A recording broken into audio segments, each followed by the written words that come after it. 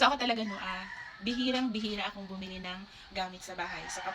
So yung aking cabinet organizer mga may sobrang tagal na sa akin, almost 18 years na bago ko siya pinalitan. So ito yung pinalit kong bago. Ayan. Ito siya mga mi. Ito yung aking kitchen desk organizer cabinet mga mi. So simple lang siya mga mi. Ayan. Kita niyo naman. So wait lang. Pakita ko. Ayan, ito siya mga mi. Ang gusto ko kasi no, yung, di ba, ang cute lang ng pintuan. Pintuan talaga. So, ayan. So, ito yung bubungad sa'yo mga mi. Ayan. Di ba?